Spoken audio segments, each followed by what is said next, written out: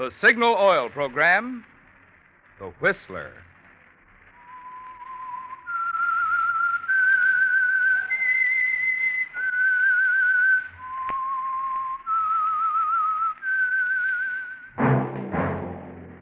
That whistle is your signal for the Signal Oil program, The Whistler.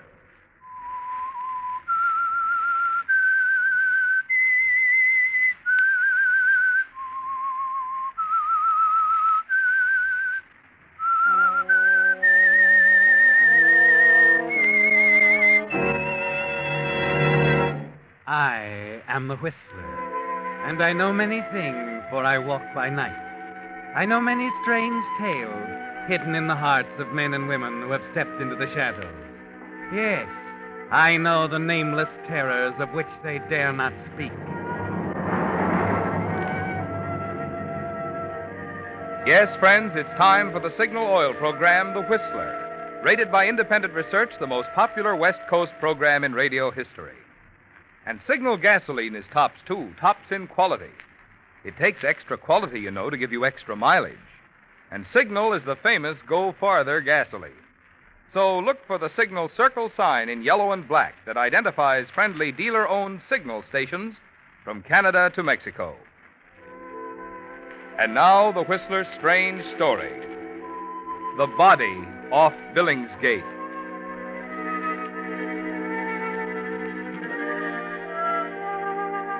It was a grim scene there on the dock at Billingsgate, with the early morning fog swirling eerily around the three figures bending over the shapeless mass on the planking. The Scotland Yard inspector, the sergeant with his notebook, and Peterson, the nervous little fisherman, stammering answers to the inspector's methodical questions. Offhand, I'd say the man's been dead about 12 hours. You got that, Sergeant? Yes, sir.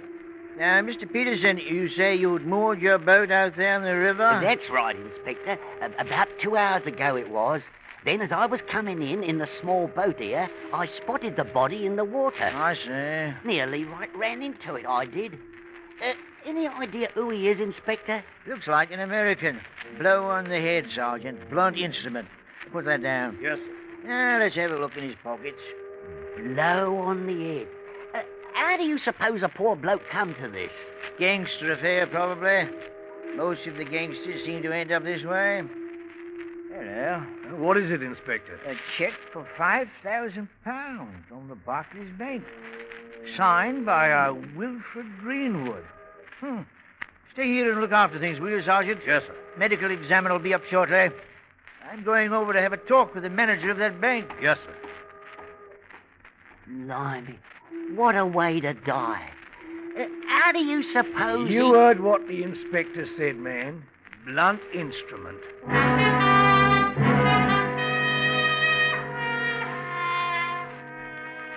Yes, it was obvious that the man had died as the result of a blow from a blunt instrument. But there was something more important than that. Something the inspector was to find out later at Barclays Bank. Something which indicated that the most important cause of the man's death was a normally harmless instrument, just an ordinary fountain pen.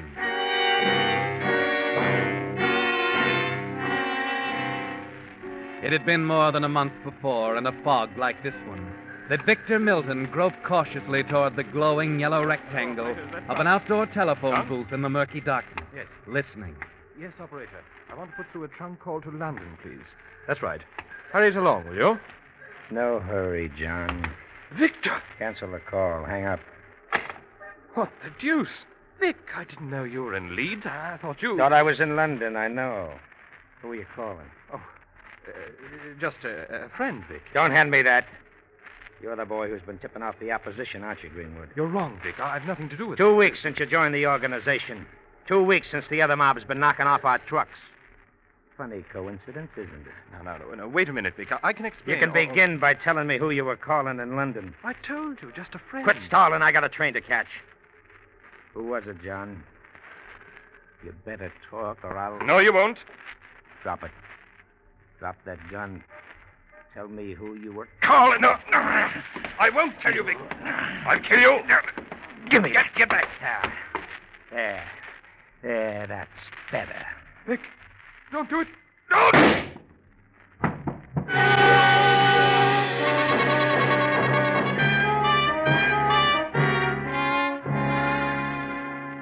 And that's how it began, Victor.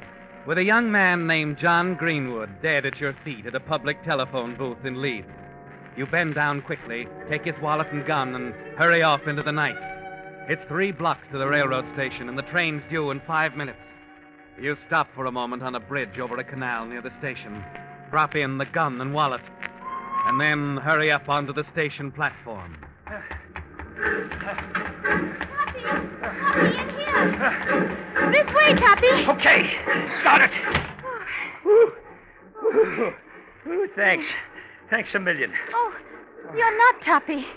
Tuppy? I must sound awfully silly. It's a family nickname for my brother. I thought you were Tuppy, you see. He was never on time for a train in his life. Well, I'm sorry to disappoint you. Oh, it's not that at all. It's just... Well, if you'd be good enough to sit down, I shouldn't wonder if I could start reading my paper. Oh, I'm so sorry. I didn't realize we were in your life. Sure. Sure, go ahead. We'll sit down over here. Thank you. Well, who's the old boy? Colonel Blimp?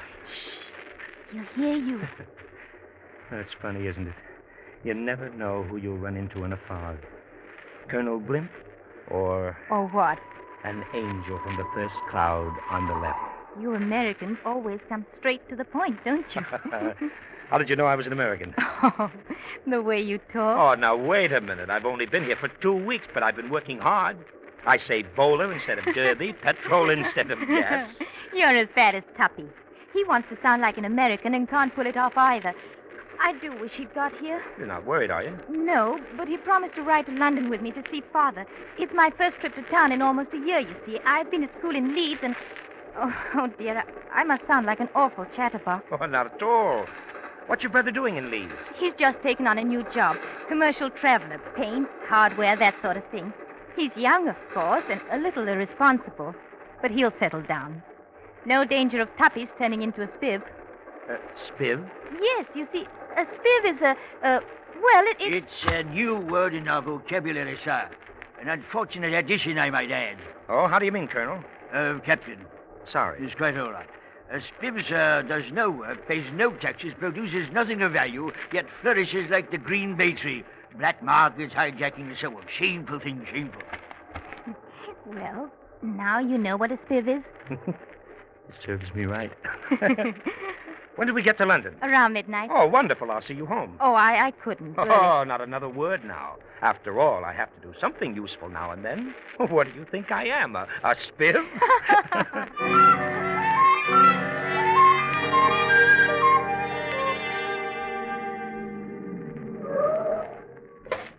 Here you are, Governor. King's Road.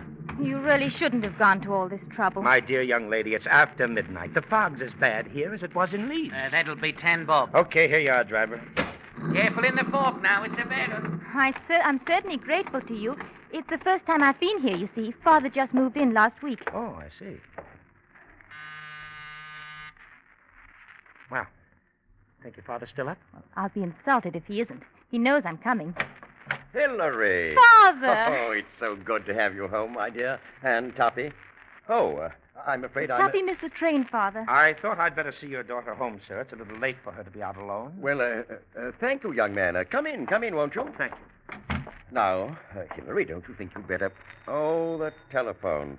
Make yourself at home, will you? Hillary, I'm sure the young man can do the spot of brandy. Well, now, see here, it's pretty late. Perhaps I'd better be going. Nonsense. You heard what Father said.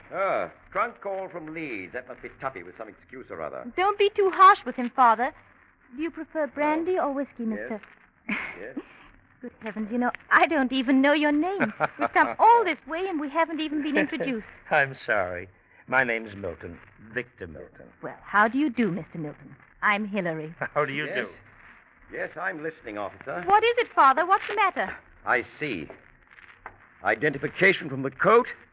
Yes. Yes, I'll catch the first train north. Thank you.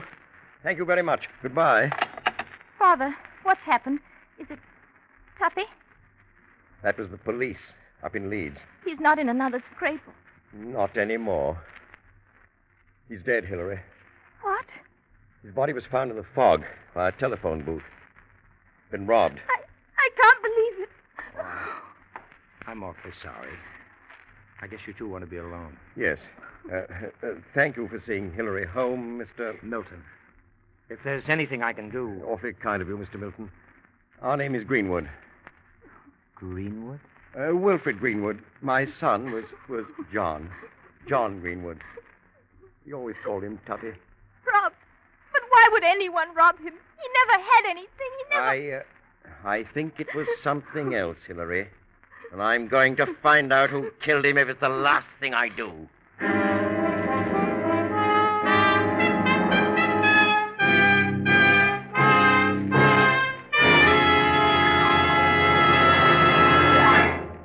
With the prologue of The Body Off Billingsgate, the Signal Oil Company is bringing you another strange story by The Whistler. But now I'd like to ask one of the ladies here in the studio a question. Did you serve iced tea for supper? Iced tea? Of course not. In this weather, we prefer a hot drink. Precisely. And just as you choose a different diet in cool weather, remember your car needs a different cold weather diet, too, if you want to keep performance up and wear down. Just what do you mean by a cold weather diet for a car? Well, first of all, the transmission and differential should be drained and refilled with the correct winter grade of Signal gear lubricant. If your front wheel bearings and speedometer cable haven't been repacked for 5,000 miles, now is a good time to tend to that. And, of course, for a sweeter running motor, the old oil should be drained and replaced with the correct winter grade of Signal Premium Motor Oil. That amazing new type oil that actually keeps motors 6 times cleaner and reduces cylinder wear 1/3. One more question. What is the correct winter grade of oil? That differs according to the make of car, its age, and the climate. But your Signal dealer can tell you exactly because he has an official factory chart which shows just what lubricant the manufacturer recommends for each part on your particular car. This is just another extra in Signal Dealer's complete line of services and products to help your car run better, look better, and last longer. And now, back to the Whistler.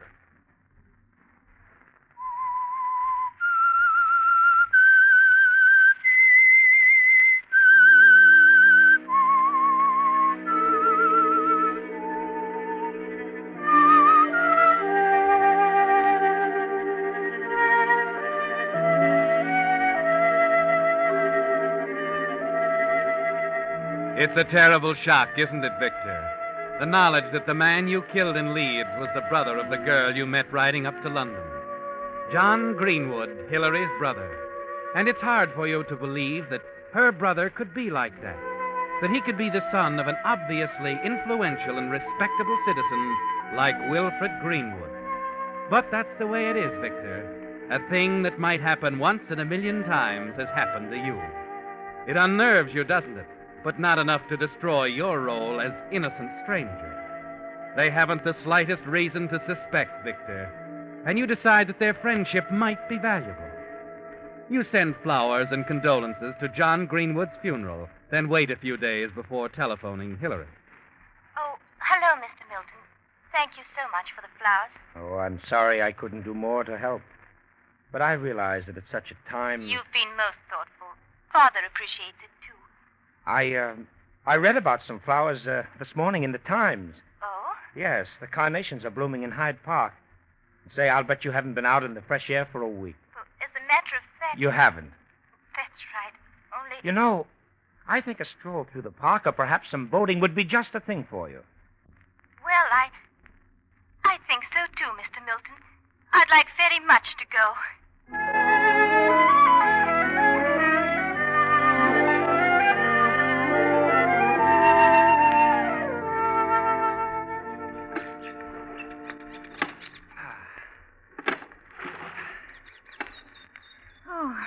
It is restful out here, Mr. Milton.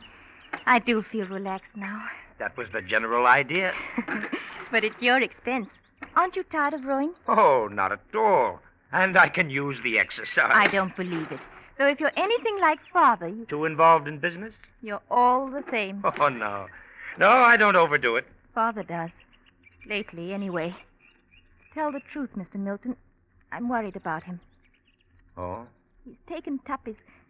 John's death so hard. I really didn't expect him to be this way. John always got into scrapes, and Father's been so very proper. There were times when they had real differences. Father's so hurt by it that... Haven't the police any idea who shot your brother? No. But Father won't give up. I wish I could help some way. You've done a lot already, Mr. Milton. Make it Victor, will you? All right, then. Victor. That's better. Much better.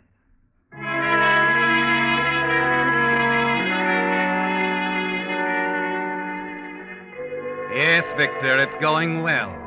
And as you continue to see Hillary during the days that follow, you begin to feel more secure. Knowing the friendship of influential people like the Greenwoods makes everything solid. The suite at the Carlton, the office in Oxford Street. Your pose as the enterprising young American businessman. Yes, Hillary will solve some problems, but not all of them. What's wrong, Ernie? What's holding us up? Money. They got 2 of our trucks again last night on the Great North Road. Suit and materials, tweeds, worsteds. Close to £4,000. Oh, I'd like to know who's tipping them off. Oh, could be anyone. They've got a man on every corner. There's no getting away from them. We need money, huh? Yeah. Quick. All right, Ernie. All right, I'll get it. Who do you know over here? Well, you just... I said I'd get it. Never mind how. All I need's a little time.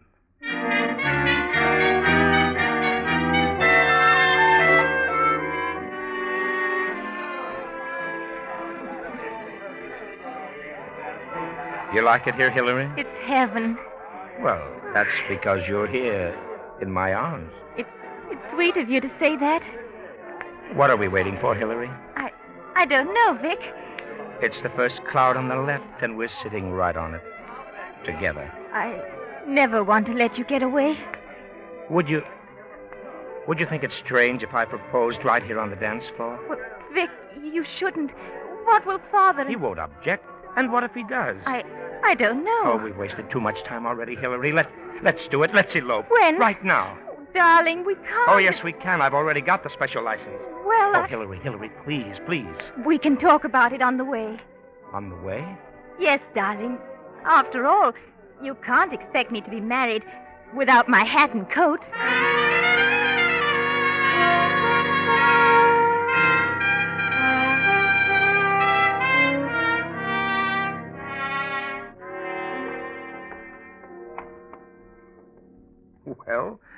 Well, go ahead, Mrs. Milton. Ring the bell. I feel so nervous now that we're back, Vic. I don't know how to face Father. Why so jittery? He's all prepared. You wired him, dear. I know, but... Here. I'll ring. Come on, chin up, darling. I don't know why I'm acting like this. Hello, Father. Well, Hillary, you did get back. And you, Victor, married to my daughter. That's right, sir. Well, what are we standing here for? Come in, you two. I've had the champagne on ice ever since I got your wire. Father, you darling.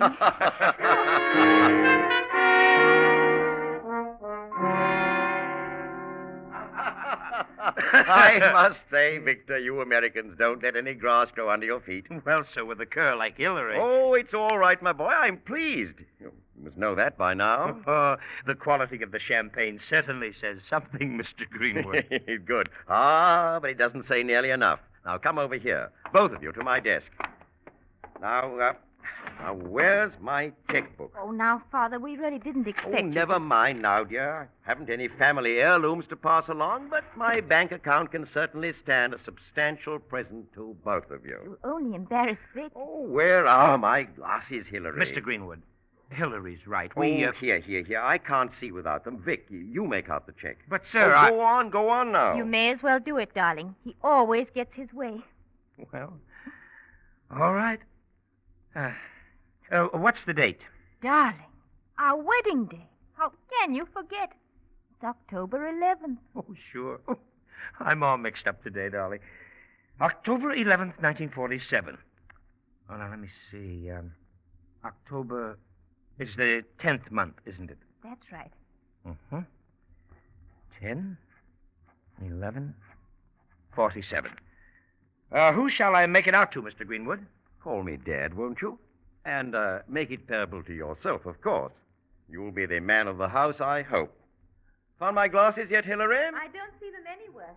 Pay to the order of Victor Milton? £5,000.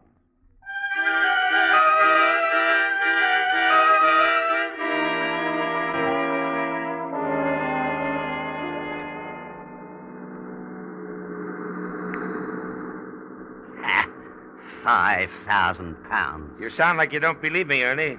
I'll feel better when I see it. Skip it. You better keep your eyes on the road. If they hijack us again tonight, we're through. How much farther to Leeds? 10 miles. The boys are meeting us at the warehouse and the... Crikey! What's the matter? Look up ahead. It's a roadblock. Gun it up. I can't. Give her the gas, I said. The load's too heavy. We'll tip over. Who is it? Do you know them? It's them again. The same ones. I know that lorry of theirs. Let the truck go then. Let it go. Jump and run for it. No, Vic, we ain't got a chance, Vic!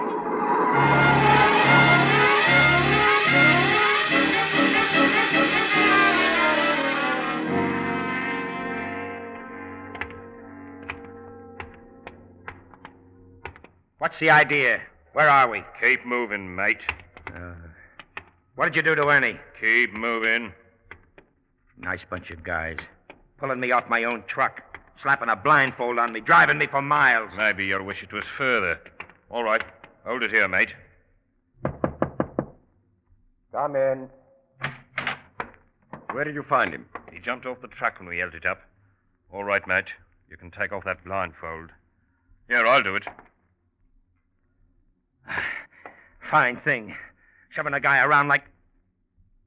What the... Vic! Mr. Greenwood. For a moment, you can't believe it, can you, Victor? That you're standing face to face with your new father-in-law, Wilfred Greenwood. It can't be. There must be some mistake. There's no mistake. He was on the truck. He said it was his. I see. All right. Go back to the truck. But I'll take care of him. Give us an hour. Alone. Righto. So, Pop, you're in this racket too, huh? You're the guy that's been hijacking my trucks. It was you, Vic.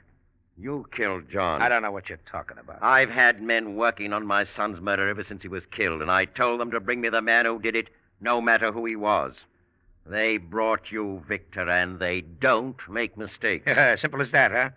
Of course, Mr. Greenwood, now that I'm your son-in-law... Hillary is better off rid of you. Wait a minute. Wait a minute. You can't shoot me without... You didn't wait for it when it was John. No, Vic, I'm... You're doing nothing. Oh, let go! Give me that gun. Give it to me. There.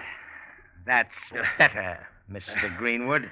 What are you going to do? I haven't much choice. Oh, you won't get away with it, Vic. My men will be back here in an hour. I can get lost in England in less than an hour. You'll never stop running. I'll be alive, Greenwood, and with enough money to run a long ways, thanks to you. What? Your check for £5,000. Vic, you did kill him, my son, didn't you? Yes, I killed him.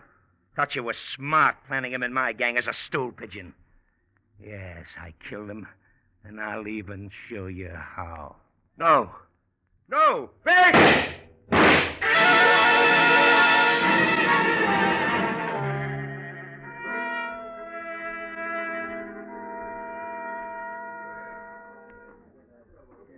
Yes, sir. Good morning, good morning. I'd like to cash this check, please. Very well, sir. Oh, Mr. Greenwood's check. Pay to the order of Victor Milton £5,000. Yes, I'm his son-in-law. Of course.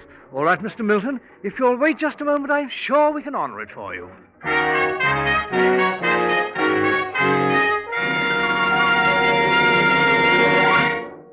The Whistler will return in just a moment with a strange ending to tonight's story. Meantime, since tomorrow is Thanksgiving Day, I want to say for Signal Oil Company and the almost 2,000 Signal dealers who serve the 7 Pacific Coast states from Canada to Mexico, we hope that your Thanksgiving cornucopia will be filled to overflowing, not only with good food, but also with good health and good cheer. Certainly all of us can be thankful from the bottom of our hearts that we are living in America, the land of abundance and freedom for all. We of the Signal Oil family like to feel that in our 17 years of serving the West, we have played a part in furthering the way of life that is America.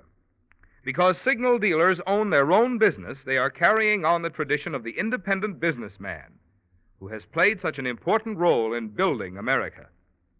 And Signal Oil Company, by supplying signal service stations with constantly finer products, has helped each signal dealer keep abreast of that ever-present healthy competition, which is the key to America's continuing progress.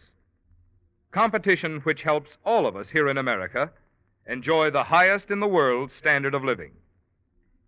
And now back to the Whistler.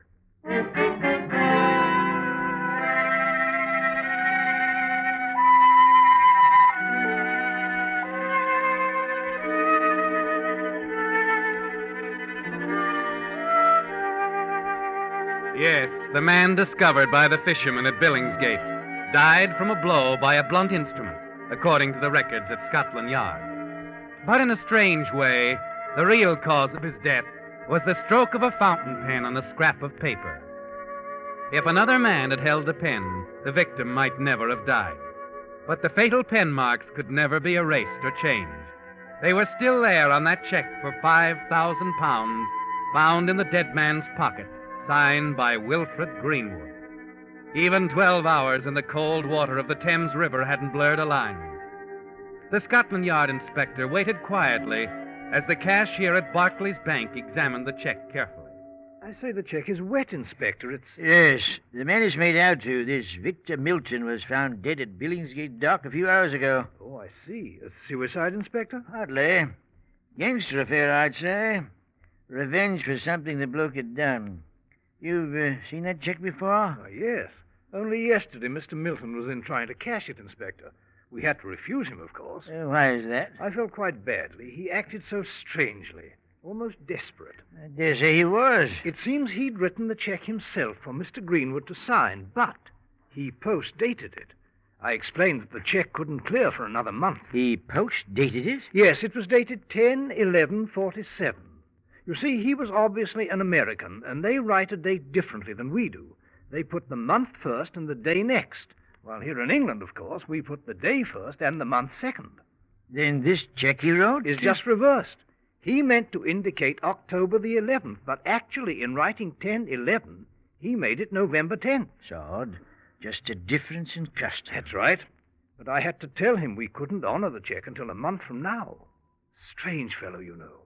He seemed so anxious to have the money. But when I suggested he have Mr. Greenwood write him another check, he didn't say a word. Just looked at me and walked out.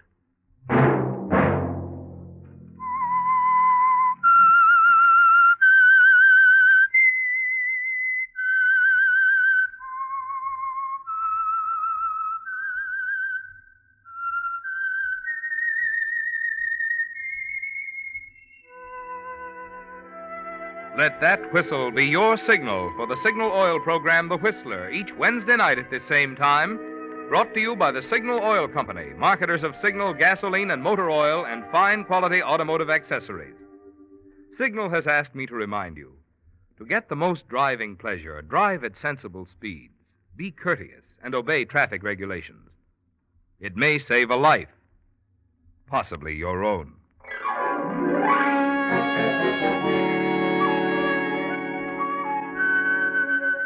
Featured in tonight's story were Wally Mayer and Alma Lawton. The Whistler was produced by George W. Allen, with story by Leslie Edgley, music by Wilbur Hatch, and was transmitted to our troops overseas by the Armed Forces Radio Service. Next Wednesday, for a full hour of mystery over most of these stations, tune in a half hour earlier. Enjoy The Saint as well as The Whistler. This is Marvin Miller speaking. This is CBS, the Columbia Broadcasting System.